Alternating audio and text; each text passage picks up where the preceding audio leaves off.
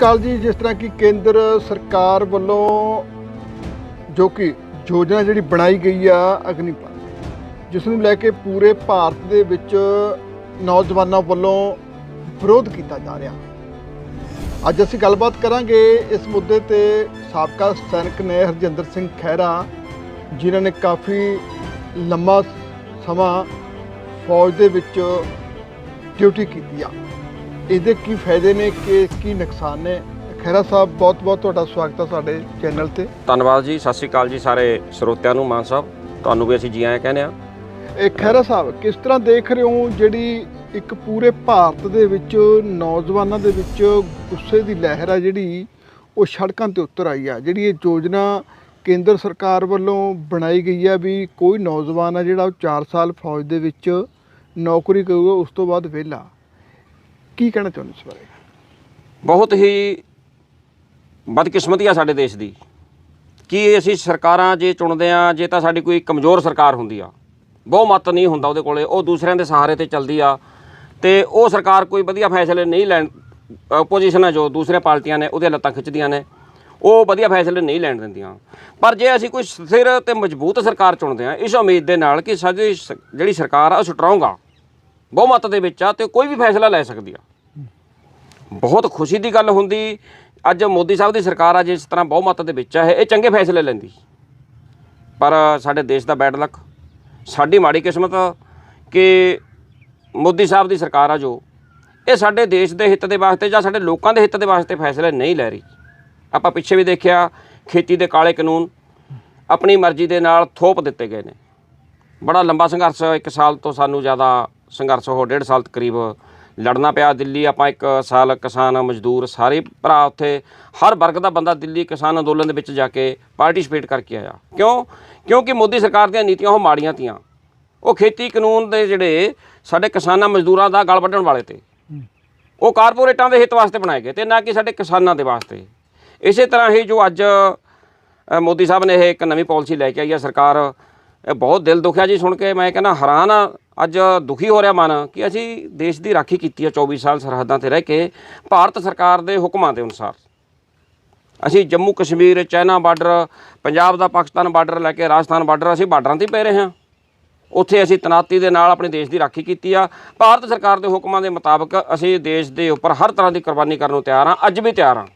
ਭਾਵੇਂ 15 ਸਾਲ ਹੋ ਗਏ ਸੇਵਾ ਮੁਕਤ ਹੋਏ, ਅੱਜ ਵੀ ਸਾਨੂੰ ਕਾਲ ਕਰੇ ਸਾਡੀ ਰੈਜੀਮੈਂਟ ਜਾਂ ਸਰਕਾਰ, ਅਸੀਂ ਖੁਸ਼ੀ ਸਰਹੱਦਾਂ ਵੱਲ ਨੂੰ ਮੂਵ ਕਰਨ ਨੂੰ ਤਿਆਰ ਹਾਂ। ਪਰ ਜੋ ਬਦਨੀਤੀਆਂ ਜਵਾਨ ਤੇ ਕਿਸਾਨ ਵਾਸਤੇ ਬਣਾ ਰਹੀ ਹੈ ਸਰਕਾਰ, ਇਹ ਕਦੇ ਸੋਚਿਆ ਨਹੀਂ ਸੀ।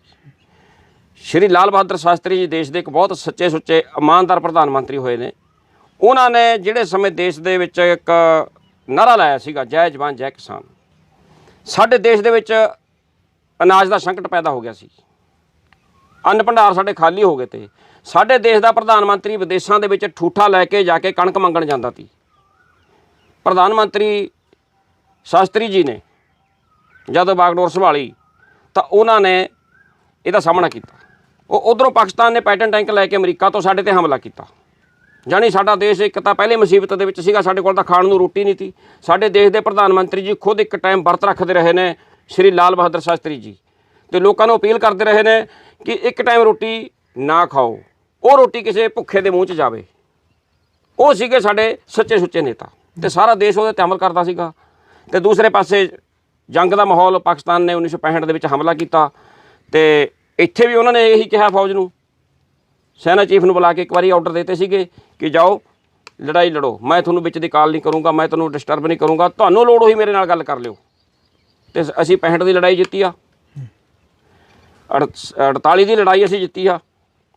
ਜੇ ਅੱਜ ਕਸ਼ਮੀਰ ਦਾ ਮੁੱਦਾ ਉਲਝਿਆ ਹੋਇਆ, ਇਹ ਸੈਨਾ ਦੀ ਬਦੌਲਤ ਨਹੀਂ ਹੈ, ਇਹ ਸਾਡੇ ਦੇਸ਼ ਦੀ ਸਰਕਾਰ, ਦੇਸ਼ ਦੇ ਪਹਿਲੇ ਪ੍ਰਧਾਨ ਮੰਤਰੀ ਕਹਿੰਦੇ ਨੇ ਜਿਨ੍ਹਾਂ ਨੂੰ, ਉਹਨਾਂ ਦੀ ਬਦੌਲਤ ਇਹ ਕਸ਼ਮੀਰ ਦਾ ਮੁੱਦਾ ਉਲਝਿਆ ਹੋਇਆ। ਅੱਜ ਸਾਡੇ ਉੱਥੇ ਰੋਜ਼ ਸ਼ਹਾਦਤਾਂ ਹੋ ਰਹੀਆਂ ਨੇ ਬਿਨਾਂ ਲੜਾਈ ਤੋਂ। ਬਹੁਤ ਦੁੱਖ ਦੀ ਗੱਲ ਆ ਜਦ ਦੇਸ਼ ਦਾ ਸੈਨਿਕ ਬਿਨਾਂ ਵਾਰ ਤੋਂ ਸ਼ਹਾਦਤਾਂ ਦੇਵੇ। ਇਹ ਨਲਾਇਕੀ ਅਤੇ ਕਮਜ਼ੋਰੀ ਕਿਹਦੀ ਆ? ਸਾਡੀਆਂ ਸਰਕਾਰਾਂ ਦੀ। ਫਿਰ 71 ਦੇ ਵਿੱਚ ਲੜਾਈ, ਪਾਕਿਸਤਾਨ ਦਾ 2 ਟੁਕੜੇ ਕੀਤੇ, ਬੰਗਲਾਦੇਸ਼ ਬਣਾਇਆ। 65 ਦੀ ਲੜਾਈ ਅਸੀਂ ਜਿੱਤੀ ਆ। 62 ਦੀ ਲੜਾਈ ਦੇ ਵਿੱਚ ਭਾਵੇਂ ਸਾਨੂੰ ਮਾਰ ਪਈ, ਪਰ ਸਾਡੀ ਫੌਜ ਨੇ ਤਾਂ ਮੁਕਾਬਲਾ ਕੀਤਾ ਚਾਈਨਾ ਦਾ। ਸਾਡੇ ਕੋਲੇ ਕੀ ਸੀਗਾ? 303 ਦੀਆਂ 20 ਗੋਲੀਆਂ, ਅਤੇ ਉਹਨਾਂ ਕੋਲੇ ਉਹਨਾਂ ਦਿਨਾਂ ਦੇ ਵਿੱਚ ਐਟੋਮੈਟਿਕ ਹਥਿਆਰ ਸੀ। ਬਿਲਕੁਲ ਖਹਿਰਾ ਸਾਹਿਬ ਗੱਲ ਇਹ ਆ ਵੀ ਜਿਹੜਾ ਹੁਣ ਇਹਨਾਂ ਨੇ ਯੋਜਨਾ ਬਣਾਈ ਆ ਇਹਦੇ ਵਿੱਚ ਕਿੰਨਾ ਕੁ ਨੁਕਸਾਨ ਆ ਜਿਹੜਾ? ਬਹੁਤ ਵੱਡਾ ਨੁਕਸਾਨ ਆ ਜੀ, ਬਹੁਤ ਹੀ ਵੱਡਾ। ਇੱਕ ਇਹ ਕਹਿ ਲਓ ਵੀ ਸਾਡੀ ਨੌਜਵਾਨੀ ਨਾਲ ਭੱਦਾ ਮਜ਼ਾਕ ਆ। ਪਹਿਲੀ ਗੱਲ ਤਾਂ ਇਹ ਉਹਨਾਂ ਨੂੰ ਇੱਕ ਠੈਂਗਾ ਦਿਖਾਇਆ ਗਿਆ ਕਿ ਆਓ ਤੁਹਾਨੂੰ ਅਸੀਂ ਟ੍ਰੇਨਡ ਕਰਦੇ ਹਾਂ, ਫਿਰ ਤੁਹਾਨੂੰ ਅਬਾਨੀਆਂ ਅਡਾਨੀਆਂ ਦੇ ਸਟੋਰਾਂ ਮੂਹਰੇ ਸਿਕਿਉਰਿਟੀ ਗਾਰਡ ਲਾਵਾਂਗੇ। ਇਹ ਕਹਿੰਦੇ ਨੇ ਜੀ ਉਹਨਾਂ ਨੂੰ ਰੁਜ਼ਗਾਰ ਮਿਲੂਗਾ। ਸਾਨੂੰ ਕਿਉਂ ਨਹੀਂ ਮਿਲਿਆ ਰੁਜ਼ਗਾਰ? ਮੈਂ 24 ਸਾਲ ਨੌਕਰੀ ਕਰਕੇ ਆ, ਮੈਂ ਬੇਰੁਜ਼ਗਾਰ ਹਾਂ ਪਹਿਲੇ ਦਿਨ ਤੋਂ। ਜਿਸ ਦਿਨ ਤਾਂ ਮੈਂ ਸੇਵਾ ਮੁਕਤ ਹੋਇਆ ਮੈਂ ਬੇਰੁਜ਼ਗਾਰ ਹਾਂ। ਮੈਂ ਕਿੱਥੇ ਅਪਲਾਈ ਨਹੀਂ ਕੀਤਾ। ਮੈਂ ਕਲਾਸ 1 ਵਾਇਰਲੈਸ ਆਪਰੇਟਰ ਹਾਂ ਆਰਮਡ ਕੋਰ ਦਾ। ਮੇਰੇ ਕੋਲ ਹੈ ਵੀ ਹਾਈ ਐਲਟੀ ਡਿਜਿਟ ਤੇ ਚਲਾਉਣ ਦਾ ਡਰਾਈਵਿੰਗ ਲਾਇਸੈਂਸ ਆ। ਇਹ ਕਹਿੰਦੇ ਨੇ ਵੀ ਜੇ 4 ਸਾਲ ਬੰਦਾ ਲਾ ਕੇ ਆਊਗਾ ਤਾਂ ਉਹਨੂੰ ਰੁਜ਼ਗਾਰ ਦਿੱਤਾ ਜਾਊਗਾ। ਹਾਂ, ਇਹ ਕਹਿੰਦੇ ਨੇ। ਤੁਸੀਂ 15 ਸਾਲ ਲਾ ਕੇ ਆਏ ਹੋ, ਤੁਹਾਨੂੰ ਕੋਈ ਰੁਜ਼ਗਾਰ? ਅਸੀਂ ਜੀ ਬੇਰੁਜ਼ਗਾਰ ਫਿਰਦੇ ਹਾਂ। ਤੁਸੀਂ ਅਸੀਂ ਪੰਜਾਬ ਪੁਲਿਸ ਦੇ ਵਿੱਚ ਵੀ ਮੈਂ ਸਿਲੈਕਟ ਹੋਇਆ। ਉੱਥੇ ਪੰਜਾਬ ਸਰਕਾਰ ਦੀਆਂ ਪਾਲਿਸੀਆਂ ਕੈਪਟਨ ਅਮਰਿੰਦਰ ਸਿੰਘ ਨੇ ਬਣਾਤੀਆਂ ਐਸੀਆਂ ਕਿ 2 ਸਾਲ ਦੇ ਅੰਦਰ ਅੰਦਰ ਹੀ ਫੌਜੀ ਵਿੱਚ ਜਿਹੜਾ ਬੰਦਾ ਐਕਸਰਸਮੈਨ ਆ ਸੇਵਾ ਮੁਕਤੀ ਤੋਂ ਬਾਅਦ 2 ਸਾਲ ਦੇ ਅੰਦਰ ਅੰਦਰ ਹੀ ਭਰਤੀ ਹੋ ਸਕਦਾ। ਮੇਰੇ ਅੰਦਰ ਕੀ ਕਮੀ ਸੀ? ਮੈਂ ਸੰਗਰੂਰ ਭਰਤੀ ਹੋਇਆ, ਲੇਕਿਨ ਮੇਰੀ ਪ੍ਰੋਬਲਮ ਇਹ ਹੋ ਗਈ ਕਿ ਜਦ ਮੈਂ ਭਰਤੀ ਹੋਇਆ ਮੈਨੂੰ 2 ਸਾਲ ਤੋਂ ਉੱਪਰ ਹੋ ਗਏ ਤੇ ਰਿਟਾਇਰ ਹੋਏ ਨੂੰ। ਹੁਣ ਨੌਕਰੀ ਸਰਕਾਰ ਨੇ ਕੱਢਣੀ ਸੀ, ਇਸ਼ਤਿਹਾਰ ਸਰਕਾਰ ਨੇ ਦੇਣੇ ਤੇ ਤਾਂ ਅਸੀਂ ਅਪਲਾਈ ਕਰਦੇ। ਫਿਰ ਅਸੀਂ ਹੁਣ ਆਪਣੀ ਮਰਜ਼ੀ ਨਾਲ ਪੁਲਿਸ ਲਾਈਨ 'ਚ ਥੋੜ੍ਹਾ ਬਿਸਤਰਾ ਰੱਖ ਸਕਦੇ ਮਾਨ ਸਾਹਿਬ। ਜੇ ਸਰਕਾਰ ਕਿਤੇ ਨਾ ਕਿਤੇ ਇਸ਼ਤਿਹਾਰ ਦੇਊਗੀ ਜੋਬ ਦੇ ਨੌਕਰੀਆਂ ਦੇ ਤਾਂ ਜਾ ਕੇ ਅਸੀਂ ਉੱਥੇ ਅਪਲਾਈ ਕਰਾਂਗੇ, ਉੱਥੇ ਅਸੀਂ ਸਾਡੀ ਸਿਲੈਕਸ਼ਨ ਹੋਊਗੀ। ਮੈਂ ਭਰਤੀ ਪੁਲਿਸ ਦੇ ਵਿੱਚ ਹੋ ਚੁੱਕਿਆ ਸੀ ਸੰਗਰੂਰ। ਬਿਲਕੁਲ ਖਹਿਰਾ ਸਾਹਿਬ, ਜਿਸ ਤਰ੍ਹਾਂ ਕਿ ਪੰਜਾਬ ਪੁਲਿਸ ਲਾ ਲਓ, CRP ਲਾ ਲਓ, VSF ਲਾ ਲਓ, ਇੱਕ ਵੱਖਰੀ ਸ਼ਾਨ ਆ ਜਿਹੜੀ ਫੌਜ ਆ ਦੇਸ਼ ਦੀ, ਵੱਖਰੀ ਸ਼ਾਨ। ਹਾਂਜੀ, ਇਸ ਲਈ ਇਹਨਾਂ ਨੂੰ ਇਹ ਕਰਨਾ ਚਾਹੀਦਾ। ਦੇਖੋ ਫੌਜ ਦੇ ਨਕਸ਼ੇ ਕਦਮਾਂ ਤੇ ਤਾਂ ਕੋਈ ਵੀ ਨਹੀਂ ਚੱਲ ਸਕਦਾ, ਨਹੀਂ ਚੱਲ ਸਕਦਾ। ਜੋ ਇੱਕ ਸੋਲਜਰ ਆ, ਇੰਨੀ ਮੈਂ 24 ਸਾਲ ਨੌਕਰੀ ਦੇ ਵਿੱਚ ਇਹ ਦੇਖਿਆ ਕਿ ਜਦ ਅਸੀਂ ਆਪਣਾ ਦੁੱਖ ਤਕਲੀਫ, ਆਪਣੀ ਹੋਮ ਪ੍ਰੋਬਲਮ ਅਸੀਂ ਭੁੱਲ ਜਾਂਦੇ ਹਾਂ। ਅਸੀਂ ਸਾਡੇ ਸਾਥੀ ਦੀ ਪ੍ਰੋਬਲਮ, ਅਸੀਂ ਦੇਸ਼ ਦੀ ਪ੍ਰੋਬਲਮ, ਸਾਨੂੰ ਹੁਕਮ ਕੀ ਮਿਲਿਆ ਸਰਕਾਰ ਦਾ, ਮੇਰੇ ਕਮਾਂਡਰ ਨੇ ਮੈਨੂੰ ਕੀ ਹੁਕਮ ਦਿੱਤਾ, ਸਿਰਫ ਸਾਡੇ ਦਿਮਾਗ 'ਚ ਇਹ ਗੱਲਾਂ ਘੁੰਮਦੀਆਂ ਹੁੰਦੀਆਂ ਨੇ। ਮੇਰੇ ਪਿੱਛੇ ਘਰ ਦੇ ਵਿੱਚ ਕੀ ਪ੍ਰੋਬਲਮ ਆ, ਅਸੀਂ ਛੱਡ ਦਿੰਦੇ ਹਾਂ ਗੱਲਾਂ ਨੂੰ। ਪਰ ਜਦ ਬੰਦੇ ਨੂੰ ਪਤਾ ਕਿ ਮੈਂ ਤਾਂ ਆਇਆ ਹੀ 4 ਸਾਲ ਵਾਸਤੇ ਹਾਂ, ਨਾ ਮੈਨੇ ਪ੍ਰਮੋਟ ਹੋਣਾ ਇੱਥੇ ਤੇ ਨਾ ਮੈਨੂੰ ਇੱਥੇ ਕੋਈ ਟੈਸਟ ਕਰਨ ਦਾ ਮੌਕਾ ਮਿਲਣਾ। ਸਿਪਾਹੀ ਹੋ ਆਇਆ ਸੀਗਾ, ਸਿਪਾਹੀ ਹੋ ਜਾਊਗਾ, ਫਿਰ ਇਹੋ ਜਿਹੀ ਆਰਡਰ ਮੰਨੂਗਾ ਤਾਂ ਉਹ ਸੀਨੀਅਰ ਦੇ ਆਰਡਰ ਕਿਉਂ ਮੰਨੂਗਾ? ਪਹਿਲੀ ਗੱਲ ਤਾਂ ਜੇ ਦੇਖਿਆ ਜਾਵੇ ਕਿ ਸੋਲਜਰ ਆ ਜਿਹੜਾ ਸਾਡਾ, ਇਹ 4 ਸਾਲ ਦੇ ਵਿੱਚ ਤਾਂ ਅਸੀਂ ਟ੍ਰੇਨਡ ਵੀ ਨਹੀਂ ਹੁੰਦੇ। ਜਦ ਅਸੀਂ ਟ੍ਰੇਨਿੰਗ ਕਰਨ ਤੋਂ ਬਾਅਦ 1.5-2 ਸਾਲ ਦੀ ਸਾਡੀ ਟ੍ਰੇਨਿੰਗ ਆ, ਟ੍ਰੇਨਿੰਗ ਕਰਨ ਤੋਂ ਬਾਅਦ ਅਸੀਂ ਆਪਣੀ ਰੈਜੀਮੈਂਟ ਜੁਆਇਨ ਕਰਦੇ ਹਾਂ। ਸਾਡੇ ਕੰਧਿਆਂ ਦੇ ਉੱਪਰ ਰੈੱਡ ਪੀਪਸ ਲਾ ਦਿੱਤੇ ਜਾਂਦੇ ਨੇ। ਉਹਦਾ ਮਤਲਬ ਹੁੰਦਾ ਅੰਡਰ 5। ਓਕੇ, ਅੰਡਰ 5 ਵਾਲੇ ਨੂੰ ਕੋਈ ਵੀ ਸੀਨੀਅਰ ਬੰਦਾ, ਕੋਈ ਵੀ ਜਾ ਕੇ ਸਾਨੂੰ ਤੁਰੇ ਜਾਂਦੇ ਨੂੰ, ਸਾਡੀ ਚਾਲ ਢਾਲ ਠੀਕ ਨਹੀਂ, ਤੂੰ ਪੈਦਲ ਕਿਉਂ ਚੱਲ ਰਿਹਾ, ਦੌੜ ਕੇ ਕਿਉਂ ਨਹੀਂ ਗਿਆ, ਤੇਰਾ ਡਿਸਪਲਿਨ ਠੀਕ ਨਹੀਂ, ਸਾਨੂੰ ਕੋਈ ਵੀ ਬੰਦਾ ਕਿਤੇ ਵੀ ਖੜਾ ਕਰਕੇ ਡਾਂਟ ਮਾਰਦਾ, ਕਿਉਂਕਿ ਅਸੀਂ ਅੰਡਰ 5 ਹਾਂ। ਅਜੇ ਅਸੀਂ ਸਿੱਖ ਰਹੇ ਹਾਂ ਯੂਨਿਟ ਦਾ ਬਿਹੇਵੀਅਰ। ਅਸੀਂ ਸਿੱਖ ਰਹੇ ਹਾਂ ਵੀ ਸਾਡੇ ਸੀਨੀਅਰ ਕਿਸ ਤਰ੍ਹਾਂ ਯੂਨਿਟ ਦੇ ਵਿੱਚ ਰਹਿ ਰਹੇ ਨੇ, ਉਹ ਕਿਸ ਤਰ੍ਹਾਂ ਕੰਮ ਕਰ ਰਹੇ ਨੇ। 5 ਸਾਲ ਤਾਂ ਸਾਨੂੰ ਯੂਨਿਟ ਦੇ ਵਿੱਚ ਰਗੜਾ ਲੱਗਦਾ ਟ੍ਰੇਨਿੰਗ ਤੋਂ ਬਾਅਦ। 7 ਸਾਲ ਤੋਂ ਬਾਅਦ ਅਸੀਂ ਇਹ ਮੰਨਦੇ ਹਾਂ ਕਿ ਹਾਂ ਯਾਰ ਮੈਂ ਹੁਣ ਸੋਲਜਰ ਹਾਂ, ਮੈਂ ਸਿਪਾਹੀ ਹਾਂ ਯੂਨਿਟ ਦਾ। 7 ਸਾਲ ਬਾਅਦ। ਬਿਲਕੁਲ ਖਹਿਰਾ ਸਾਹਿਬ, ਜਿਹੜੀ ਇਹ ਪਲੈਨਿੰਗ ਤੀ ਇਹ ਤਾਂ ਕਈ ਸਾਲਾਂ ਤੋਂ ਲਗਾਤਾਰ ਕੋਸ਼ਿਸ਼ਾਂ ਤਾਂ ਕੀਤੀਆਂ ਜਾ ਰਹੀਆਂ ਨੇ, ਜਾਂਦੀਆਂ ਹੋਣੀਆਂ ਵੀ ਇਹ ਲਾਗੂ ਕੀਤੀ ਜਾਣੀਆਂ। ਦੇਖੋ 24 ਸਾਲ ਤਾਂ ਮੈਂ ਵੀ ਕਰਕੇ ਆਇਆ ਫੌਜ ਦੇ ਵਿੱਚ, ਹੁਣ 15 ਸਾਲ ਬੇਸ਼ੱਕ ਮੈਨੂੰ ਆਏ ਨੂੰ ਹੋ ਗਏ ਨੇ, ਪਰ ਅਸੀਂ ਇਹਦੇ ਬਾਰੇ ਕਦੇ ਨਹੀਂ ਸੁਣਿਆ ਸੀਗਾ। ਜਿਵੇਂ ਕਿ ਹੁਣ ਇਹ ਪਖੰਡ ਜੇ ਕਰ ਰਹੇ ਨੇ ਕਿ ਇਹ ਤਾਂ 89 ਦੇ ਵਿੱਚ ਪਾਲਿਸੀ ਬਣ ਚੁੱਕੀ ਸੀ, ਜਿਵੇਂ ਕਿ ਮਾੜੇ ਕੰਮ ਮੈਂ ਕਰਾਂ, ਜੇ ਉਹਦਾ ਵਿਰੋਧ ਹੋਣ ਲੱਗੇ ਤਾਂ ਤੇਰੇ ਗਲ ਪਾ ਦਿਆਂ, ਤੇਰੇ ਗਲ ਪਾ ਦਿਆਂ। ਇਹਨਾਂ ਨੇ ਕਿਸਾਨੀ ਕਾਨੂੰਨਾਂ ਵੇਲੇ ਵੀ ਇਹੀ ਕਿਹਾ ਕਿ ਜੀ ਅਸੀਂ ਨਹੀਂ ਬਣਾਏ, ਇਹਦਾ ਕਾਂਗਰਸ ਸਰਕਾਰ UPA ਗਵਰਨਮੈਂਟ ਬਣਾ ਕੇ ਗਈ ਸੀਗੀ, ਉਹਨਾਂ 'ਚ ਹਿੰਮਤ ਨੀਤੀ ਲਾਗੂ ਕਰਨ ਦੀ, ਅਸੀਂ ਲਾਗੂ ਕੀਤੇ। ਇਹੀ ਇਹ ਅੱਜ ਕਹਿ ਰਹੇ ਨੇ ਕਿ ਇਹ ਪਾਲਿਸੀ ਤਾਂ 89 ਦੀ ਬਣੀ ਹੋਈ ਆ, ਪਿਛਲੀਆਂ ਸਰਕਾਰਾਂ ਦੇ ਵਿੱਚ ਦਮ ਨਹੀਂ ਸੀਗਾ ਲਾਗੂ ਕਰਨ ਦਾ, ਤੇ ਅਸੀਂ ਦਮ ਰੱਖਦੇ ਸੀਗੇ, ਇਸ ਕਰਕੇ ਅਸੀਂ ਇਸ ਨੂੰ ਅੱਜ ਲਾਗੂ ਕਰ ਰਹੇ ਹਾਂ। ਬਿਲਕੁਲ, ਹੁਣ ਕਹਿੰਦੇ ਵੀ ਇਹ ਵਾਪਸ ਨਹੀਂ ਹੋਊਗਾ। ਵਾਪਸ ਨਹੀਂ ਹੋਊਗਾ, ਵਾਪਸ ਤਾਂ ਫਿਰ ਲੈਣਾ ਪਊਗਾ। ਕਿਉਂ? ਜੇ ਦੇਸ਼ ਨੂੰ ਚਲਾ ਰਹੇ ਨੇ। ਕਿਸਾਨੀ ਅੰਦੋਲਨ ਦੇ ਵਿੱਚ ਕੀ ਹੋਇਆ? ਠੀਕ ਆ, ਉੱਥੇ ਤੋੜ-ਫੋੜ ਨਹੀਂ ਹੋਈ। ਕਿਸਾਨੀ ਅੰਦੋਲਨ ਇੱਕ ਬਹੁਤ ਹੀ ਲਾਮਿਸਾਲ ਅੰਦੋਲਨ ਆ, ਦੁਨੀਆ ਦੇ ਵਿੱਚ ਮੰਨਿਆ ਜਾਊਗਾ, ਇਤਿਹਾਸ ਲਿਖਿਆ ਜਾਊਗਾ ਕਿਸਾਨੀ ਅੰਦੋਲਨ ਦਾ, ਕਿ ਬਿਨਾਂ ਤੋੜ-ਫੋੜ ਤੋਂ, ਬਿਨਾਂ ਹਿੰਸਾ ਤੋਂ ਕਿਸਾਨਾਂ ਨੇ ਜੰਗ ਜਿੱਤੀ ਆ ਤੇ ਭਾਰਤ ਸਰਕਾਰ ਨੂੰ, ਮੋਦੀ ਸਰਕਾਰ ਨੂੰ ਝੁਕਣਾ ਪਿਆ। ਤੇ ਅੱਜ ਜਿਹੜਾ ਅੰਦੋਲਨ ਸ਼ੁਰੂ ਹੋ ਗਿਆ, ਇਹ ਨੌਜਵਾਨੀ ਨਾਲ ਜੁੜਿਆ ਹੋਇਆ। ਅੱਜ ਨੌਜਵਾਨੀ ਆ ਜਿਹੜੀ, ਦੇਖੋ ਕਿਸਾਨੀ ਅੰਦੋਲਨ ਦੇ ਆਗੂ ਬਜ਼ੁਰਗ ਤੇ ਉਹਨਾਂ ਦੇ ਐਕਸਪੀਰੀਅੰਸ ਸੀਗੇ ਸੰਘਰਸ਼ਾਂ ਦੇ, ਪਰ ਅੱਜ ਇੱਕਦਮ ਇਹ ਸਾਡੇ ਨੌਜਵਾਨ ਨੂੰ ਉੱਠਦੇ ਨੂੰ ਸੰਘਰਸ਼ ਦੇ ਵਿੱਚ ਧੱਕਤਾ ਇਹਨਾਂ ਨੇ। ਇਹਨਾਂ ਦਾ ਕੋਈ ਐਕਸਪੀਰੀਅੰਸ ਨਹੀਂ, ਇਹਨਾਂ ਦਾ ਕੋਈ ਆਗੂ ਨਹੀਂ। ਇਹ ਆਪ ਮਹਾਰੇ ਸਾਡੀ ਪਬਲਿਕ ਆ ਜਿਹੜੀ, ਆਪ ਮਹਾਰੇ ਸਾਡੀ ਨੌਜਵਾਨੀਆਂ, ਯੂਥ, ਇਹ ਆਪ ਮਹਾਰੇ ਸੜਕਾਂ 'ਤੇ ਆ ਗਿਆ, ਤੋੜ-ਫੋੜ ਵੀ ਕਰ ਰਿਹਾ, ਅੱਗਾ ਵੀ ਲਾ ਰਿਹਾ। ਨੁਕਸਾਨ ਕਿਹਦਾ ਹੋ ਰਿਹਾ? ਬਿਲਕੁਲ, ਨੁਕਸਾਨ ਤਾਂ ਹਿੰਦੁਸਤਾਨ ਦਾ ਸਾਡਾ ਹੋ ਰਿਹਾ। ਸਾਡੇ ਟੈਕਸਾਂ ਦੇ ਨਾਲ ਜਿਸ ਬੱਸ 'ਤੇ ਅਸੀਂ ਚੜ੍ਹ ਕੇ ਜਾਣਾ, ਜਿਸ ਰੇਲ ਗੱਡੀ 'ਤੇ ਅਸੀਂ ਚੜ੍ਹ ਕੇ ਜਾਣਾ, ਉਹ ਫੂਕ ਰਹੇ ਆਪਾਂ ਉਹ ਭੋਗ ਰਿਹਾ। ਅਸੀਂ ਨੌਜਵਾਨਾਂ ਨੂੰ ਅਪੀਲ ਕਰ ਰਹੇ ਹਾਂ। ਮੈਂ ਸਾਡੀ ਸੰਸਥਾ ਦੇ ਵੱਲੋਂ ਅੱਜ ਸਾਡੇ ਕਰਨਲ ਕੁਲਦੀਪ ਸਿੰਘ ਗਰੇਵਾਲ ਸਾਹਿਬ ਪ੍ਰਧਾਨ ਸਾਹਿਬ ਦਾ ਵੀ ਸਟੇਟਮੈਂਟ ਅਖਬਾਰਾਂ 'ਚ ਲੱਗੀ ਹੋਈ ਆ ਕਿ ਅਸੀਂ ਮੋਦੀ ਦੀਆਂ ਨੀਤੀਆਂ ਦਾ ਵਿਰੋਧ ਕਰਦੇ ਹਾਂ। ਜੋ ਸੈਨਾ ਦੀ ਭਰਤੀ ਦੇ ਵਾਸਤੇ ਮੋਦੀ ਸਾਹਿਬ ਨੇ ਨੀਤੀ ਬਣਾਈ ਆ, ਇਸ ਦਾ ਸੇਵਾ ਪੰਜਾਬ ਵਿਰੋਧ ਕਰਦੀ ਆ। ਇਹ ਅੱਜ ਦੀ ਸਟੇਟਮੈਂਟ ਸਾਡੀ ਅਖਬਾਰਾਂ 'ਚ ਲੱਗ ਚੁੱਕੀ ਆ। ਪਰ ਇੱਥੇ ਅਸੀਂ ਨੌਜਵਾਨਾਂ ਨੂੰ ਜਾਂ ਪ੍ਰਦਰਸ਼ਨਕਾਰੀਆਂ ਨੂੰ ਅਪੀਲ ਵੀ ਕੀਤੀ ਆ ਕਿ ਪਲੀਜ਼ ਆਪਣਾ ਨੁਕਸਾਨ ਨਾ ਕਰੋ। ਲੀਡਰਾਂ ਦਾ ਕੁਛ ਨਹੀਂ ਜਾਣਾ ਇਹਦੇ ਵਿੱਚ। ਲੀਡਰ ਤਾਂ ਜੇ ਅੱਜ ਆਪਾਂ ਟ੍ਰੇਨਾਂ ਫੂਕਾਂਗੇ, ਕੱਲ੍ਹ ਨੂੰ ਕਮਿਸ਼ਨ ਬੈਠੂਗਾ, ਇਨਕੁਆਇਰੀਆਂ ਸ਼ੁਰੂ ਹੋਣਗੀਆਂ, ਲੀਡਰ ਉਹਦੇ ਵਿੱਚੋਂ ਵੀ ਖਾਣਗੇ। ਫਿਰ ਨਵੀਆਂ ਟ੍ਰੇਨਾਂ ਖਰੀਦਾਂਗੇ, ਲੀਡਰ ਉਹਦੇ ਵਿੱਚੋਂ ਵੀ ਖਾਣਗੇ। ਉਹਦਾ ਬੋਝ ਤਾਂ ਸਾਡੇ ਤੇ ਪੈਣਾ। ਬਿਲਕੁਲ ਬਿਲਕੁਲ। ਖਹਿਰਾ ਸਾਹਿਬ, ਜਿਸ ਤਰ੍ਹਾਂ ਕਿ ਨੌਜਵਾਨ ਆ, ਬੇਰੁਜ਼ਗਾਰੀ ਬਹੁਤ ਆ, ਭਟਕਦਾ ਫਿਰ ਰਿਹਾ, ਕੋਈ ਰਸਤਾ ਨਸ਼ੇ ਦਾ ਵੀ ਬੋਲਬਾਲਾ ਬਹੁਤ ਜ਼ਿਆਦਾ। ਪਰ ਸਰਕਾਰ ਨੇ ਵਾਅਦੇ ਬਿਲਕੁਲ ਜ਼ਰੂਰ ਕੀਤੇ ਵੀ ਇੰਨੇ ਲੱਖ ਨੌਕਰੀਆਂ 'ਚ ਅਸੀਂ ਕਰਾਂਗੇ, ਆਹ ਨੌਕਰੀਆਂ ਦੇਵਾਂਗੇ। ਪਰ ਇੰਨਾ ਪੜ੍ਹ ਲਿਖ ਕੇ ਨੌਜਵਾਨ ਫਿਰ ਵੀ ਧੱਕੇ ਖਾਂਦਾ ਨਜ਼ਰ ਆ ਰਿਹਾ। ਦੇਖੋ, ਵਾਅਦੇ ਤਾਂ ਵਾਅਦੇ ਹੁੰਦੇ ਨੇ। 2013 ਦੇ ਵਿੱਚ ਰਵਾੜੀ ਬਹੁਤ ਵੱਡੀ ਰੈਲੀ ਨਰਿੰਦਰ ਮੋਦੀ ਜੀ ਨੇ ਕੀਤੀ, ਸਾਬਕਾ ਫੌਜੀਆਂ ਦੀ। 10 ਲੱਖ ਫੌਜੀ ਪਹੁੰਚਿਆ, ਸਾਡੀਆਂ ਜਥੇਬੰਦੀਆਂ ਵੀ ਗਈਆਂ। ਉੱਥੇ ਮੋਦੀ ਸਾਹਿਬ ਨੇ ਬਹੁਤ ਹੀ ਭਾਵੁਕ ਹੋ ਕੇ, ਇੱਕ ਤਰ੍ਹਾਂ ਦਾ ਅੱਖਾਂ 'ਚੋਂ ਹੰਝੂ ਗਿਰਾ ਕੇ ਇਹ ਕਿਹਾ ਕਿ ਮੈਂ ਦੇਸ਼ ਦੇ ਸੈਨਿਕ ਨੂੰ ਸੜਕਾਂ 'ਤੇ ਰੁਲਦਾ ਨਹੀਂ ਦੇਖ ਸਕਦਾ। ਕਾਂਗਰਸ ਦੀ UPA ਸਰਕਾਰ ਨੇ ਬੰਦ ਰਕਮਾਨ ਪੈਨਸ਼ਨ ਨਹੀਂ ਦਿੱਤਾ, ਇਹਨਾਂ ਦਾ ਹੱਕ ਬਣਦਾ। ਮੈਨੂੰ ਪ੍ਰਧਾਨ ਮੰਤਰੀ ਬਣਾਓ, ਮੈਂ ਸਭ ਤੋਂ ਪਹਿਲਾ ਕੰਮ ਇਹ ਕਰੂੰਗਾ ਕਿ ਸਾਬਕਾ ਫੌਜੀਆਂ ਨੂੰ ਬੰਦ ਰਕਮਾਨ ਪੈਨਸ਼ਨ ਦੇਊਂਗਾ। ਅਸੀਂ ਵਿਸ਼ਵਾਸ ਕੀਤਾ, ਤੁਸੀਂ ਸਾਰਿਆਂ ਨੇ ਵਿਸ਼ਵਾਸ ਕੀਤਾ। ਮੋਦੀ ਸਾਹਿਬ ਸੱਤਾ ਦੇ ਵਿੱਚ ਆਏ, ਅਸੀਂ 1 ਸਾਲ 1.5 ਸਾਲ ਇਹਨਾਂ ਦਾ ਇੰਤਜ਼ਾਰ ਕੀਤਾ। ਮੋਦੀ ਸਾਹਿਬ ਨੂੰ ਸਮਾਂ ਦਿੱਤਾ ਕਿ ਨਵੀਂ ਸਰਕਾਰ ਬਣੀਆਂ, ਉਲਝੀ ਹੋਈ ਤਾਣੀਆਂ ਹੌਲੀ ਹੌਲੀ ਸੈੱਟ ਹੋ ਜੂਗੀ, ਸਾਡੀ ਵੀ ਮੋਦੀ ਸਾਹਿਬ ਪ੍ਰੋਬਲਮ ਹੱਲ ਕਰਨਗੇ। ਪਰ 1.5 ਸਾਲ ਤੱਕ ਜਦ ਨਹੀਂ ਗੱਲ ਹੋਈ, ਅਸੀਂ ਰਾਬਤਾ ਕਾਇਮ ਕੀਤਾ ਇਹਨਾਂ ਨਾਲ, ਸਾਡੀ ਇਹਨਾਂ ਨੇ ਨਹੀਂ ਸੁਣੀ। ਸਾਨੂੰ ਜੀ ਫਿਰ ਭੁੱਖ ਹੜਤਾਲ ਦਾ ਸ਼ਾਂਤਮਈ ਤਰੀਕੇ ਦੇ ਨਾਲ ਅਨੁਸ਼ਾਸਨ ਦੇ ਵਿੱਚ ਰਹਿੰਦੇ ਹੋਏ ਅਸੀਂ ਰੋਸ ਪ੍ਰਦਰਸ਼ਨ ਕੀਤੇ। ਦਿੱਲੀ ਦੇ ਵਿੱਚ ਸਾਡੇ ਜੰਤਰ ਮੰਤਰ 'ਤੇ ਬਹੁਤ ਹੀ ਸ਼ਾਂਤਮਈ ਤਰੀਕੇ ਦੇ ਨਾਲ ਅਸੀਂ ਬੈਠੇ ਆਪਣਾ ਉਹ ਕਰ ਰਹੇ ਹਾਂ, ਰੋਸ ਪ੍ਰਦਰਸ਼ਨ ਕਰ ਰਹੇ ਹਾਂ। ਬੰਦ ਰਕਮਾਨ ਪੈਨਸ਼ਨ ਦੀ ਮੰਗ ਅਸੀਂ ਸਰਕਾਰ ਤੋਂ ਕਰ ਰਹੇ ਹਾਂ। ਸਵੇਰੇ 8 ਵਜੇ ਸਾਡੇ ਉੱਥੇ ਤਕਰੀਬਨ 15 ਕੁ ਬਜ਼ੁਰਗ ਐਕਸਰਸਾਈਜ਼ ਸੀਗੇ, ਲਿਆ ਕੇ 500 ਦਿੱਲੀ ਪੁਲਿਸ ਦਾ ਮੁਲਾਜ਼ਮ ਸਾਡੇ 'ਤੇ ਮੋਦੀ ਸਰਕਾਰ ਨੇ ਹਮਲਾ ਕਰਵਾਇਆ। ਸਾਡੇ ਇੱਕ ਮੈਡਮ ਜੀ ਨੇ, ਮੇਜਰ ਸਾਹਿਬ ਦੀ ਵਾਈਫ ਨੇ, ਮੈਡਮ ਸੁਦੇਸ਼ ਜੀ, ਕਿਸਾਨੀ ਅੰਦੋਲਨ ਦੇ ਵਿੱਚ ਵੀ ਉਹਨਾਂ ਦਾ ਬਹੁਤ ਵੱਡਾ ਯੋਗਦਾਨ ਆ, ਅਤੇ ਉਹਨਾਂ ਨਾਲ ਖਿੱਚਤੂ ਕੀਤੀ ਗਈ ਆ। ਸਾਡੇ ਆਗੂ ਨੇ ਬੰਦ ਰਕਮਾਨ ਪੈਨਸ਼ਨ ਦੇ ਜਨਰਲ ਸਤਵੀਰ ਸਿੰਘ ਸਾਹਿਬ, ਉਹ ਧੱਕਾ ਮੁੱਕੇ ਦੇ ਵਿੱਚ ਉਹਨਾਂ ਦੀ ਪੱਗ ਨੂੰ ਹੱਥ ਪਾਇਆ ਗਿਆ, ਉਹਨਾਂ ਦੀ ਪੱਗ ਉਛਲੀ ਆ। ਇੱਕ ਜਰਨਲ ਬਜ਼ੁਰਗ ਯਾਰ ਉਹਦੀ ਪੱਗ ਤੱਕ ਉਛਾਲਣ ਦੀ ਨੌਬਤ ਆ ਗਈ। ਇਹ ਮੋਦੀ ਸਾਹਿਬ ਕਿੱਥੇ ਰਿਸਪੈਕਟ ਕਰ ਰਹੇ ਨੇ ਸੋਲਜਰ ਦੀ। ਇਹ ਲੈ ਕੇ ਆਏ ਸੀਗੇ ਬੰਦ ਰਕਮਾਨ ਪੈਨਸ਼ਨ ਮੈਂ ਤੁਹਾਨੂੰ ਦੇਵਾਂਗਾ, ਲੇਕਿਨ ਹੁਣ ਇਹ ਜਦ ਦੁਬਾਰਾ ਸੱਤਾ ਦੇ ਵਿੱਚ ਆ ਗਏ, ਇਹਨਾਂ ਨੇ ਨਾਅਰਾ ਲਾਤਾ ਕਿਹੜਾ ਰੈਂਕ ਕਿਹੜੀ ਪੈਨਸ਼ਨ, ਨੋ ਰੈਂਕ ਨੋ ਪੈਨਸ਼ਨ। ਇਹਨਾਂ ਨੇ ਰੈਂਕ ਵੀ ਖਤਮ ਕਰਤੇ ਅਤੇ ਪੈਨਸ਼ਨ ਵੀ ਖਤਮ ਕਰਤੀ। ਸਾਨੂੰ ਬੰਦ ਰਕਮਾਨ ਪੈਨਸ਼ਨ ਫਿਰ ਇਹ ਕਿੱਥੋਂ ਦੇਣਗੇ?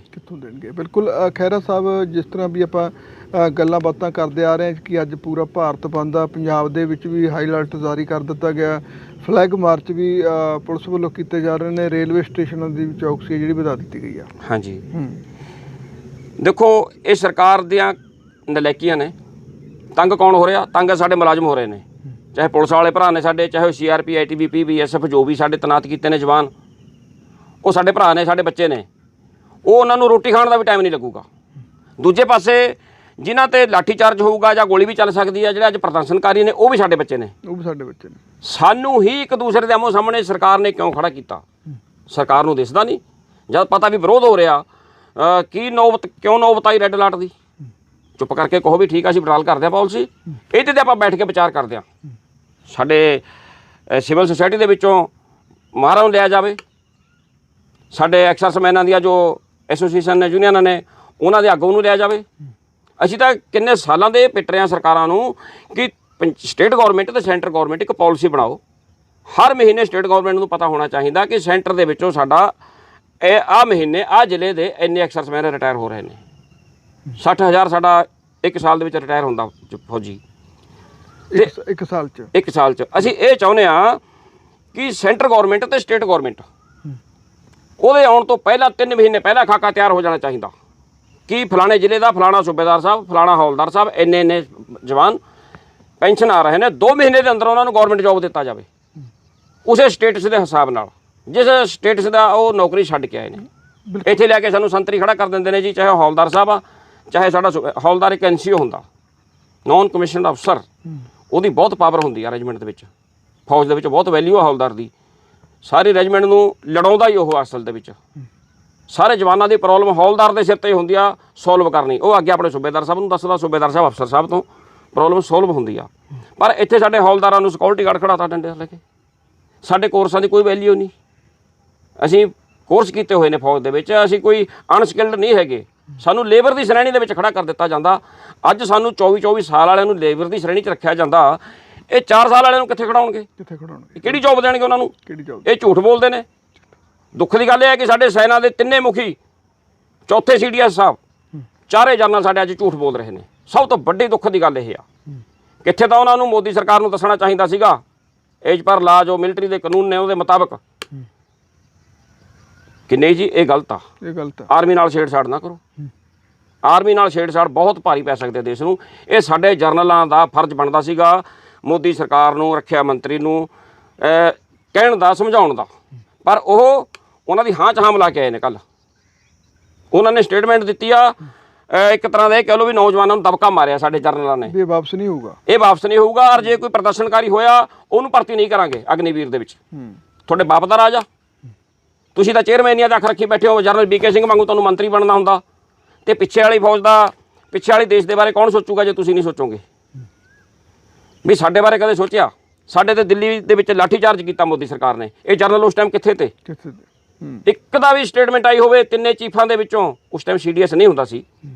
ਇੱਕ ਵੀ ਜਰਨਲ ਸਾਡਾ ਇਸ ਗੱਲ ਦਾ ਵਿਰੋਧ ਕੀਤਾ ਹੋਵੇ ਕਿ ਮੋਦੀ ਸਰਕਾਰ ਨੇ ਐਕਸਰਸਮੈਨਾਂ ਤੇ ਲਾਠੀ ਚਾਰਜ ਨਹੀਂ ਕਰਨਾ ਚਾਹੀਦਾ ਸੀ? ਕਿਸੇ ਦਾ ਮੂੰਹ ਨਹੀਂ ਖੁੱਲਿਆ। ਮੰਤਰੀ ਮੰਡਲ ਦੇ ਵਿੱਚ, ਸਰਕਾਰ ਦੇ ਵਿੱਚ 2 ਸੀਗੇ ਸਾਡੇ ਫੌਜੀ ਅਫਸਰ।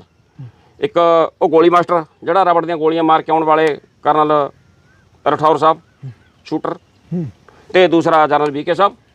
ਇਹ ਮੰਤਰੀ ਸੀਗੇ। ਸਾਡੇ ਨਾਲ ਇਹਨਾਂ ਨੇ ਹਮਦਰਦੀ ਨਹੀਂ ਪ੍ਰਗਟ ਕੀਤੀ, ਸਾਡਾ ਦੁੱਖ ਨਹੀਂ ਵੰਡਾਇਆ। ਜੰਤਰ ਮੰਤਰ ਤਾਂ ਸਾਡੇ ਤੇ ਕੀ ਆਉਣਾ ਤੇ ਕੋਈ ਸਟੇਟਮੈਂਟ ਹੀ ਨਹੀਂ ਦਿੱਤੀ। ਘੱਟੋ ਘੱਟ ਮੋਦੀ ਸਰਕਾਰ ਨੂੰ ਇਹ ਤਾਂ ਕਹਿ ਸਕਦੇ ਸੀਗੇ ਕਿ ਇਹ ਸਾਡੀ ਸਰਕਾਰ ਨੂੰ ਨਹੀਂ ਕਰਨਾ ਚਾਹੀਦਾ ਸੀ। ਐਕਸਰਸਮੈਨ ਨੇ ਬੰਦ ਪੈਨਸ਼ਨ ਮੰਗ ਰਹੇ ਨੇ, ਸ਼ਾਂਤਮਈ ਤਰੀਕੇ ਨਾਲ ਮੰਗ ਰਹੇ ਨੇ। ਅਸੀਂ ਕੋਈ ਹੁੱਲੜਬਾਜ਼ੀ ਨਹੀਂ ਕਰ ਰਹੇ ਤੇ। ਅਸੀਂ ਬੜੇ ਪਿਆਰ ਦੇ ਨਾਲ, ਆਰਾਮ ਦੇ ਨਾਲ ਸਾਡਾ ਚੱਲ ਰਿਹਾ ਸੀਗਾ। ਭਾਰਤ ਮਾਤਾ ਦੀ ਅਸੀਂ ਜੈ ਬੋਲਦੇ ਤੇ। ਅਸੀਂ ਤਾਂ ਮੁਰਦਾਬਾਦ ਹੀ ਨਹੀਂ ਬੋਲਿਆ ਕਦੇ ਕਿਸੇ ਨੂੰ। ਚਾਹੇ ਮਨਮੋਹਨ ਸਿੰਘ ਦੀ ਸਰਕਾਰ ਸੀਗੀ ਤਾਂ ਵੀ ਮੁਰਦਾਬਾਦ ਨਹੀਂ ਬੋਲਿਆ। ਮੋਦੀ ਸਰਕਾਰ ਸਮੇਂ ਅਸੀਂ ਮਰਨ ਵਰਤ ਵੀ ਕਰਨਾ ਪੈ ਗਿਆ ਸਾਨੂੰ, ਤੇ ਅਸੀਂ ਭੁੱਖ ਹੜਤਾਲਾਂ ਵੀ ਕੀਤੀਆਂ ਨੇ। ਅਸੀਂ ਤਾਂ ਮੁਰਦਾਬਾਦ ਨਹੀਂ ਕਿਹਾ ਕਿਤੇ ਵੀ। ਪਰ ਸਾਡੇ ਤੇ ਵੀ ਲਾਠੀ ਚਾਰਜ ਕਰਤਾ। ਨਾ ਤਾਂ ਅਸੀਂ ਟੈਂਕੀਆਂ ਤੇ ਚੜ੍ਹਦੇ ਹਾਂ, ਨਾ ਅਸੀਂ ਅੱਗਾ ਲਾਉਂਦੇ ਹਾਂ, ਨਾ ਅਸੀਂ ਰੋਡ ਬਲੌਕ ਕਰਦੇ ਹਾਂ। ਤੇ ਇਹਨਾਂ ਨੇ ਸ਼ਰਮ ਕਿੱਥੇ ਕੀਤੀ ਆ?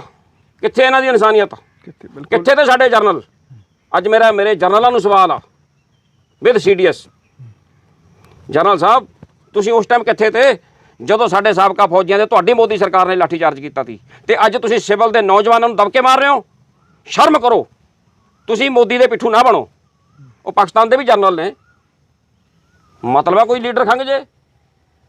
ਸਾਡੇ ਨਾਲ ਆਜ਼ਾਦ ਹੋਇਆ, ਉਹ ਵੀ ਇਕੱਠੇ ਆਜ਼ਾਦ ਹੋਇਆ ਦੋਨੋਂ ਦੇਸ਼। ਬਿਲਕੁਲ। ਤੇ ਉਹ ਪਾਕਿਸਤਾਨ ਦੇ ਵਿੱਚ ਕੋਈ ਲੀਡਰ ਖੰਗ ਜੇ ਫੌਜ ਦੇ ਮੂਹਰੇ, ਛੇੜਛਾੜ ਕਰ ਜੇ ਫੌਜ ਦੇ ਨਾਲ। ਪਰ ਜਰਨਲ ਸਾਡੇ ਵਿੱਚ ਵੀ ਪੈਦਾ ਹੋਏ ਨੇ ਇਹ ਜੇ। 1965 ਦੀ ਲੜਾਈ ਦੇ ਵਿੱਚ ਭਾਰਤ ਸਰਕਾਰ ਨੇ ਜਨਰਲ ਹਰਬਖਸ਼ ਸਾਹਿਬ ਨੂੰ ਹੁਕਮ ਦਿੱਤਾ ਸੀਗਾ ਕਿ ਤੁਸੀਂ ਜੰਮੂ ਤੇ ਅੰਮ੍ਰਿਤਸਰ ਦਾ ਏਰੀਆ ਖਾਲੀ ਕਰਕੇ ਬਿਆਸ ਤੇ ਮੋਰਚਾ ਬਣਾਓ। ਸਾਡੇ ਕੋਲੇ ਪਾਕਿਸਤਾਨ ਦਾ ਮੁਕਾਬਲਾ ਕਰਨ ਦੀ ਸਮਰੱਥਾ ਨਹੀਂ, ਕਿਉਂਕਿ ਉਹਨਾਂ ਕੋਲੇ ਪੈਟਨ ਟੈਂਕ ਨੇ। ਲੇਕਿਨ ਸਲੂਟ ਕਰਦਾ ਮੈਂ ਜਨਰਲ ਹਰਬਖਸ਼ ਸਿੰਘ ਸਾਹਿਬ ਨੂੰ। ਉਹਨਾਂ ਨੇ ਭਾਰਤ ਸਰਕਾਰ ਦਾ ਆਰਡਰ ਡਿਸਓਬੇ ਕੀਤਾ। ਸੈਨਾ ਮੁਖੀ ਨੇ ਇਹ ਕਿਹਾ, ਇਹ ਕੈਪਟਨ ਅਮਰਿੰਦਰ ਸਿੰਘ ਉਸ ਟਾਈਮ ਨਾਲ ਸੀਗੇ ਅੰਬਾਲੇ ਜਦ ਸੈਨਾ ਮੁਖੀ ਆਏ ਨੇ। ਉਹਨਾਂ ਨੇ ਜਨਰਲ ਸਾਹਿਬ ਨੂੰ ਇਹ ਕਿਹਾ ਵੀ ਤੁਸੀਂ ਵਿਡਰਾਲ ਕਰ ਲਓ, ਸਾਡੇ ਕੋਲੇ ਪਾਕਿਸਤਾਨ ਦਾ ਮੁਕਾਬਲਾ ਕਰਨ ਦੀ ਸਮਰੱਥਾ ਨਹੀਂ ਹੈਗੀ। ਉਹਨਾਂ ਕੋਲੇ ਪੈਟਨ ਟੈਂਕ ਨੇ, ਮੁਕਾਬਲਾ ਕਰਨਾ ਔਖਾ। ਤੁਸੀਂ ਇੱਦਾਂ ਕਰੋ, ਬਿਆਸ ਤੇ ਆ ਕੇ ਮੋਰਚਾ ਬਣਾਓ। ਪਰ ਜਨਰਲ ਸਾਹਿਬ ਕਹਿੰਦੇ ਨੋ, ਮੈਂ ਆਪਣੇ ਹੱਥੀਂ ਪਾਕਿਸਤਾਨ ਨੂੰ ਹਰਮੰਦਰ ਸਾਹਿਬ ਨਹੀਂ ਸੌਂਪ ਸਕਦਾ। ਜਨਰਲ ਸਾਹਿਬ ਤੁਹਾਡਾ ਆਰਡਰ ਮੈਂ ਨਹੀਂ ਮੰਨਦਾ, ਤੁਸੀਂ ਇਹ ਆਰਡਰ ਮੈਨੂੰ ਲਿਖਤ 'ਚ ਦਿਓ, ਫਿਰ ਮੈਂ ਸੋਚੂੰਗਾ ਮੈਂ ਇਹਦੇ 'ਤੇ ਅਮਲ ਕਰਨਾ ਜਾਂ ਨਹੀਂ ਕਰਨਾ। ਠੀਕ। ਪਰ ਉਹ ਆਰਡਰ ਅੱਜ ਤੱਕ ਨਹੀਂ ਆਇਆ। ਇਹ ਕੈਪਟਨ ਅਮਰਿੰਦਰ ਸਿੰਘ ਜਿਉਂਦੇ ਬੈਠੇ ਨੇ ਆਪਣੇ ਪਟਿਆਲੇ 'ਚ, ਪੁੱਛ ਕੇ ਦੇਖ ਲਓ ਇਹਨਾਂ ਨੂੰ ਆਰਡਰ ਕਿੱਥੇ ਆ। ਉਹ ਆਰਡਰ ਕਿੱਥੇ ਆ? ਜਨਰਲ ਹਰਬਖਸ਼ ਸਾਹਿਬ ਨੇ ਗੜ੍ਹਸ ਦਿਖਾਈ ਸੀਗੀ, ਭਾਰਤ ਸਰਕਾਰ ਨੂੰ ਦੱਸਤਾ ਸੀਗਾ ਕਿ ਨੋ ਸਾਡੀ ਧਰਤੀ ਆ, ਸਾਡਾ ਦੇਸ਼ ਆ, ਰਾਖੀ ਅਸੀਂ ਕਰਨੀ ਆ। ਤੇ ਦੂਸਰਾ 1971 ਦੀ ਲੜਾਈ ਦੇ ਵਿੱਚ ਜਨਰਲ ਮਾਨਕਿਸਾ ਜੋ ਫੀਲਡ ਮਾਰਸ਼ਲ ਬਣੇ ਨੇ ਬਾਅਦ ਦੇ ਵਿੱਚ, 1971 ਦੇ ਅਪ੍ਰੈਲ ਦੀ ਗੱਲ ਆ। ਇੰਦਰਾ ਗਾਂਧੀ ਨੇ ਉਹਨਾਂ ਨੂੰ ਬੁਲਾਇਆ ਕਿ ਪਾਕਿਸਤਾਨ ਤੇ ਹਮਲਾ ਕਰੋ। ਜਨਰਲ ਮਾਨਕ ਸਾਹ ਨੇ ਤੋੜ ਕੇ ਜਵਾਬ ਦਿੱਤਾ ਇੰਦਰਾ ਗਾਂਧੀ ਨੂੰ, ਕਹਿੰਦਾ ਨੋ, ਮੈਂ ਹਮਲਾ ਨਹੀਂ ਕਰੂੰਗਾ। ਉਹਨੇ ਪੁੱਛਿਆ, ਕਹਿੰਦੀ ਫਿਰ ਤੁਹਾਨੂੰ ਕਾਹਦੇ ਵਾਸਤੇ ਜਨਰਲ ਰੱਖਿਆ ਜੇ ਤੁਸੀਂ ਹਮਲਾ ਨਹੀਂ ਕਰੋਗੇ? ਫਿਰ ਤੁਹਾਡਾ ਰੋਲ ਕੀ ਆ, ਕਾਹਦੇ ਵਾਸਤੇ ਰੱਖਿਆ ਤੁਹਾਨੂੰ? ਕਹਿੰਦਾ ਮੈਂ ਹਮਲਾ ਜਿੱਤਣ ਵਾਸਤੇ ਕਰੂੰਗਾ, ਹਾਰਨ ਵਾਸਤੇ ਨਹੀਂ। ਬਰਸਾਤਾਂ ਦਾ ਮੌਸਮ ਆ ਜੀ, ਮੱਛਰ ਦੇ ਵਿੱਚ ਮੇਰੇ ਜਵਾਨ ਮਲੇਰੀਆ ਨਾਲ ਮਰ ਜਾਣਗੇ, ਜੋਕਾਂ ਖਾ ਜਾਣਗੀਆਂ ਨਾਲਿਆਂ 'ਚੋਂ। ਮੇਰਾ ਇਕੁਇਪਮੈਂਟ ਆ ਪੂਰਾ ਔਨ ਰੋਡ ਨਹੀਂ, ਮੈਨੂੰ ਅਜੇ ਵਿਸ਼ਵਾਸ ਨਹੀਂ ਮੇਰੇ ਇਕੁਇਪਮੈਂਟ 'ਤੇ। ਮੈਂ ਜਾ ਕੇ ਤਿਆਰੀ ਕਰਦਾ, ਮੈਂ ਆਪਦੇ ਹਿਸਾਬ ਨਾਲ ਹਮਲਾ ਕਰੂੰਗਾ, ਜਿੱਤ ਕੇ ਦੇਊਂਗਾ ਜੰਗ। 1971 ਦਾ ਰਿਜ਼ਲਟ ਆਪਾਂ ਅੱਜ ਵਿਜੇ ਦਿਵਸ ਮਨਾ ਰਹੇ ਹਾਂ 16 ਦਸੰਬਰ ਨੂੰ। ਉਹ ਇਸੇ ਕਰਕੇ ਮਨਾ ਰਹੇ ਹਾਂ ਕਿਉਂਕਿ ਉਹ ਜਨਰਲ ਮਾਨਕ ਸਾਹ ਨੇ ਤੋੜ ਕੇ ਜਵਾਬ ਦਿੱਤਾ ਸੀਗਾ ਭਾਰਤ ਸਰਕਾਰ ਦੇ, ਸਾਡੇ ਦੇਸ਼ ਦੀ ਪ੍ਰਧਾਨ ਮੰਤਰੀ ਨੂੰ। ਪਰ ਅੱਜ ਸਾਡੇ ਜਨਰਲ ਮੂੰਹ 'ਚ ਤੰਦੂਆ ਪਿਆ ਇਹਨਾਂ ਦੇ। ਇੱਕ ਮੈਂ ਹੈਰਾਨ ਆ, ਐਡੇ ਐਡੇ ਉੱਚੇ ਅਹੁਦੇ ਤੁਹਾਡੇ, ਇੰਨੇ ਤੁਹਾਡੀ ਰਿਸਪੈਕਟ ਕਰਦੇ ਹਾਂ ਅਸੀਂ। ਐਕਸਰਸਮੈਨ ਤਾਂ ਹਮੇਸ਼ਾ ਹੀ ਰਿਸਪੈਕਟ ਕਰਦਾ ਜਨਰਲ ਦੀ, ਸਾਡੇ ਅਫਸਰ ਦੀ। ਸਿਵਲ ਦੀ ਪਬਲਿਕ ਵੀ ਸਾਡੇ ਫੌਜੀਆਂ ਦੀ, ਜਨਰਲਾਂ ਦੀ ਇੱਜ਼ਤ ਕਰਦੀ ਆ। ਪਰ ਇਹ ਅੱਜ ਬੋਲ ਕਿਉਂ ਨਹੀਂ ਰਹੇ? ਜੁੱਤੀਆਂ ਖਾ ਰਹੇ ਨੇ। ਬਿਲਕੁਲ ਸਾਨੂੰ ਇਹ ਸ਼ਬਦ ਨਹੀਂ ਕਹਿਣੇ ਚਾਹੀਦੇ ਤੇ ਅਸੀਂ ਇੰਨਾ ਮਤਲਬ ਰੋਸ ਆ ਸਾਡੇ ਅੰਦਰ ਸਾਡੇ ਜਨਰਲਾਂ ਦੇ ਪ੍ਰਤੀ ਕਿ ਜਨਰਲ ਮਾਨਕ ਸਾਹਿਬ ਤੇ ਜਨਰਲ ਹਰਬਖਸ਼ ਸਾਹਿਬ ਉਹ ਵੀ ਤੁਹਾਡੇ ਵਰਗੀ ਕੁਰਸੀ ਤੇ ਬੈਠੇ ਤੇ ਇਸੇ ਤੇ ਕੱਲ ਜਿਹੜੀ ਤਾਂ ਅੱਜ ਤੁਸੀਂ ਬੈਠੇ ਹੋ। ਬਿਲਕੁਲ ਸਹੀ ਗੱਲ ਆ। ਬਿਲਕੁਲ ਇਹ ਸਨ ਸਾਬਕਾ ਸੈਨਿਕ ਹਰਿੰਦਰ ਸਿੰਘ ਖਹਿਰਾ, ਜਿਨ੍ਹਾਂ ਨੇ ਸਾਡੇ ਨਾਲ ਗੱਲਬਾਤ ਕੀਤੀ, ਜਿਨ੍ਹਾਂ ਨੇ ਇਸ ਯੋਜਨਾ ਦੀ ਕਾੜੇ ਸ਼ਬਦਾਂ ਦੇ ਵਿੱਚ ਨਿਖੇਧੀ ਕੀਤੀ ਹੈ। ਜਿਹੜੀ ਅਗਨੀਪੰਥ ਆ ਇਹ ਖਤਰਨਾਕ ਆ, ਜੋ ਕਿ ਅਸੀਂ 15 ਸਾਲ ਆ ਜਿਹੜੀ ਸਰਵਿਸ ਕਰ ਚੁੱਕੇ ਹਾਂ, ਪਰ ਸਾਨੂੰ ਕਿਤੇ ਨੌਕਰੀ ਨਹੀਂ ਦਿੱਤੀ ਗਈ। ਇਹ 4 ਸਾਲ ਵਾਲਿਆਂ ਦਾ ਕੀ ਭਵਿੱਖ ਹੋਵੇਗਾ?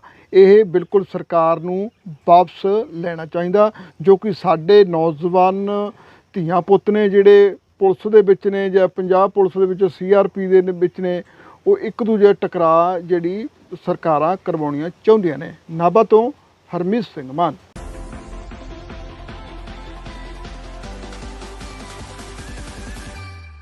Please contact Kenzu English Educare Nabha.